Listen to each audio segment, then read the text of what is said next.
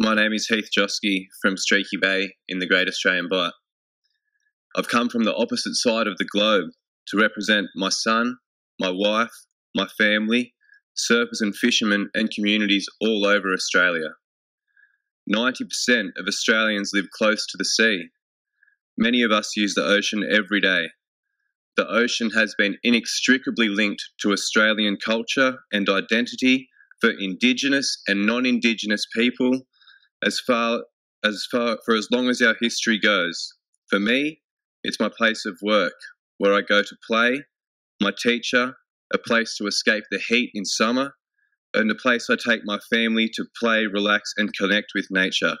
It is everything. We see your plans to drill in the Bight as a direct threat to our culture and identity. When I moved to the Bight, I was blown away by the amount of fishermen working out of the rich waters. The fishermen of South Australia are extremely concerned. In many cases, fishing families run generations deep, and it brings them immense pride to carry on tradition from father to son again and again. Surfers from all over Australia are extremely concerned. They have banded together in a way that we have never seen worldwide.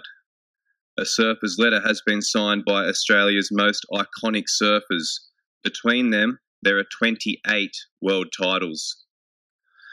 The Bight is a sacred playground for Australian surfers, as has been shown in the Paddleouts. A paddle-out is traditionally a show of respect to elders past. But since your draft environmental plan was released, it has been used as a show of protest against your plans every single weekend. The numbers are growing, and up to 10 paddle-outs have taken place during a single day. This covers nearly every part of our surfable coastline, from southern Western Australia to coastal Queensland. Every community that stands up encourages us locals in the Bight that we are not alone in fighting this, and far from it. I was never planning on being an activist, but your plans represent a project that threatens my whole existence.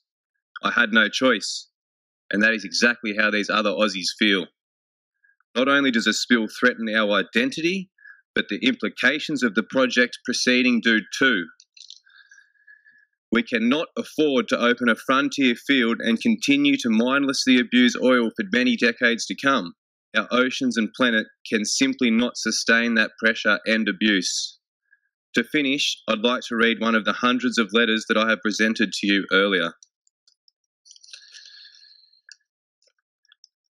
Dear Equinor, last July, on a cold and windy morning on the rugged coast of the Great Australian Bight, a tight-knit community of Cactus Beach surfers threw my grandfather's ashes and some wattle into the freezing ocean.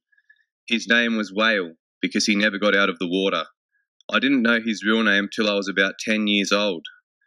Grandpa Whale is back where he belongs, in the depths of the Southern Ocean, with the whales, nestled in the rocks of the Bight Cliffs, among the seagrass meadows, where countless other Aboriginal ancestors also lay to rest. I believe Yalata's elders have not even been consulted on this. Honestly, I don't want my grandpa covered in oil. I don't want any of it covered in oil. And I just don't believe you know the true extent of the Southern Ocean's ferocity. You cannot do this safely, and shouldn't, even if you could, because of the climate emergency we find ourselves in. This isn't just about us here. Think about your children, please, I'm begging you.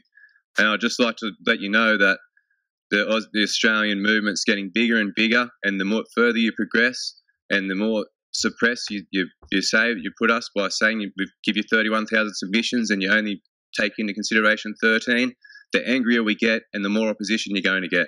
Thank you. Thank you.